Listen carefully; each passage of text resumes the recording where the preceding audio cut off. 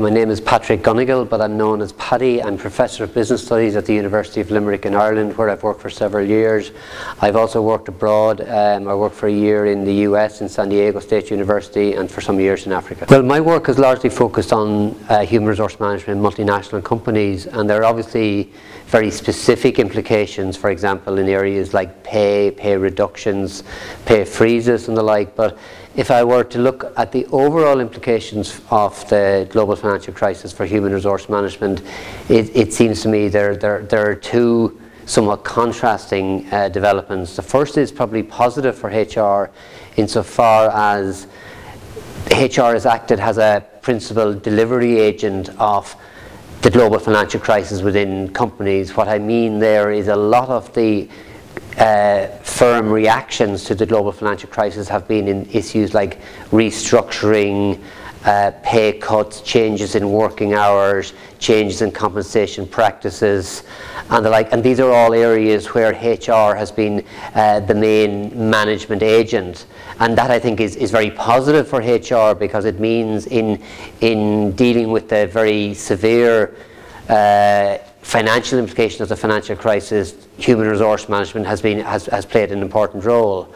As I said, that's on the positive side. I think on the negative side for HR, the global financial crisis has accelerated what I would call hard metric evaluation of the HR function, and particularly a move towards delivery of HR services more through shared services centres and HR information systems, which bluntly means less people involved in HR within companies, and for employees it means a more remote and I guess more difficult to access means of dealing with HR issues.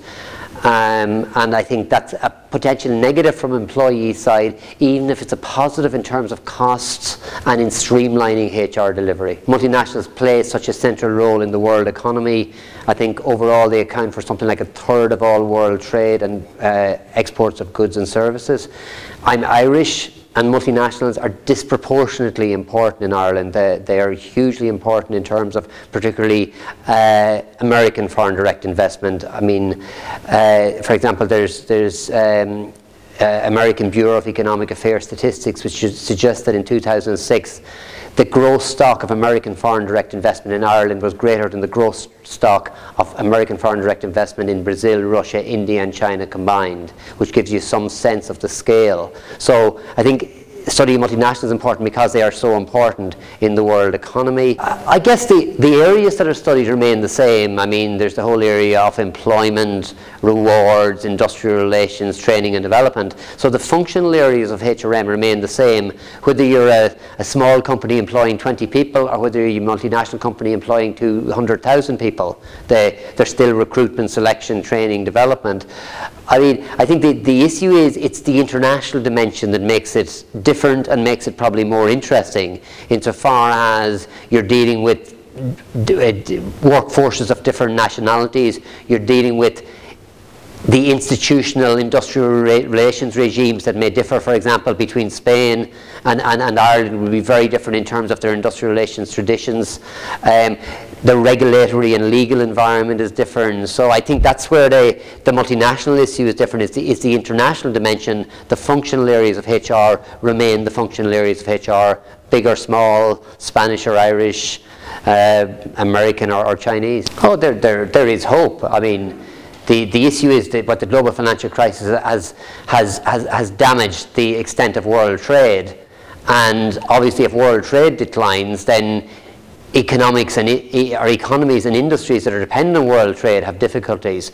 But if you look at Ireland, for example, in 2010, Ireland's export performance reached record levels. So through the financial crisis, there are companies making money. There are companies expanding. Now, sectors differ. For example, construction in Spain, construction in Ireland is in real difficulty. But in Ireland, companies like, say, medical technology companies, pharmaceutical companies are doing very well. For employees, and the bottom line, and if I can use the word bottom line, is there are less jobs available. But there are graduates and there are employees getting jobs. The problem is there are more people losing jobs, and unemployment is a huge problem. And I mean, there has to be some increase in world trade to address the unemployment problem. Unemployment in Spain is near 20%. In Ireland, it's over 14.5%. 4 years ago, unemployment in Ireland was 4%. So you've had this huge growth in unemployment, and so there is hope, but there's much more challenge for employees than has been the case.